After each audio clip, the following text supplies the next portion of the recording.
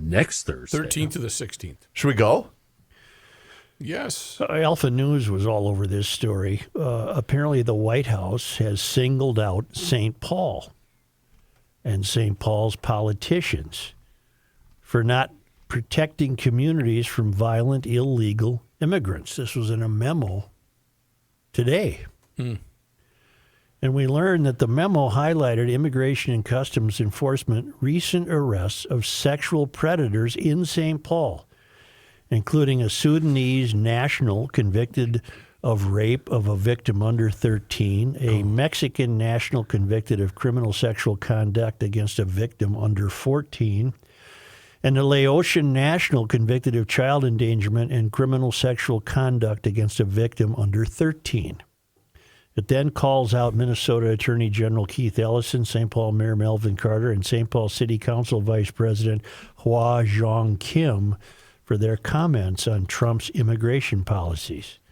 For the president to threaten our safe spaces is not just a threat, and this is part of the thing we all have to understand, Carter said in an interview. It's not with, of course, with WCCO. He, like Walls, will only talk to people he agrees with.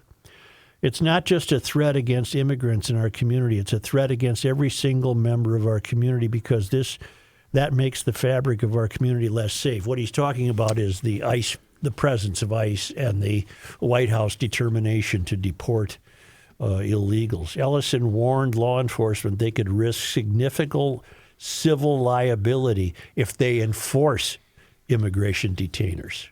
So the Attorney General of Minnesota, who's acting on behalf of us all, is warning our law enforcement officers, I'll arrest you if you try to enforce this. Oh, that's getting behind them, huh? Wow. President Trump is removing illegal immigrant killers, rapists, and drug dealers from our streets and sending them back to where they belong. But if politicians in so-called sanctuary locales had it their way, these vicious criminals would still be free to roam our streets, said what the White House said.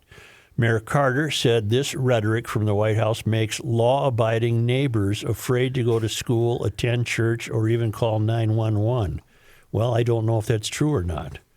U.S. House Majority Whip Tom Emmer also weighed in on the spat, saying some Minnesota leaders would rather protect criminal illegal aliens over their own citizens. I don't think I'd be out on a very weak limb to suggest I bet Michelle Wu in Boston would favor the illegals, given her reactions to crimes. So apparently the St. Paul police were not arrested and were not involved in the arrest of these three bad people. I want them off. I don't want to run into them on Grand Avenue. ICE had to arrest them. And it's, what else did I find out? Same thing's happening over in Minneapolis. The mayor there has told the police department that you will not get involved, and O'Hare backs that up, the chief. Well, Tim offers two questions that the citizens of St. Paul might ask their mayor. Why were St. Paul police unable to arrest convicted sexual predators? Great question. Jurisdiction stuff? And why are you giving sanctuary to child rapists? Yeah. All three of these guys are convicted criminals, and all of their victims were under the age of 14. All three of these people found sanctuary in St. Paul because they know local police would do nothing. There's a word for when local police look the other way. What's that word? Sanctuary. I didn't know these three terrible human beings were in town. No, and again, like I said, I don't want to run into them either. The only difference between them and, say, three white Norwegians that were sexual predators is the immigration status.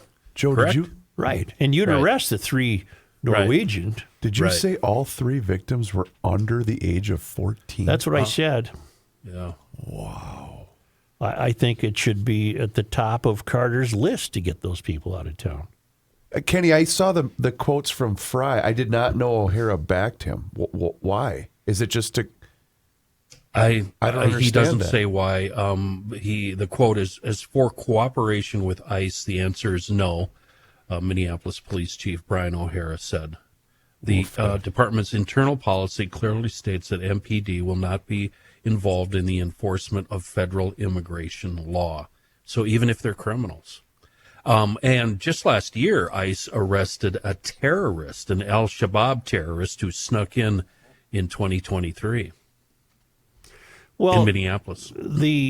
For mayors of cities to forbid their police to cooperate is just a reflection, again, of their corrupted Mysterian ideology, that these are people that should be accommodated, and they apparently are not terribly concerned about their criminal records. And you're also not terribly concerned about the tax-paying citizen that could be affected by this and or their behavior. That's great. That's How really would you great. feel, Joe, with the Twin Cities if they made a compromise and said, we will assist ICE if it's a criminal issue? I can't believe that we don't do that. That's exactly what should be done. Yeah, they should. And to It's call pretty that obvious. a compromise, think of how laughable that is. There's some I know, little that's kids what I was going to- thinking when Yeah. I said it. Yeah. If some little kid's on his way to 6th grade and he's been in the country for 6 years, I don't want the kid frightened to go to school, and his parents should be, instructed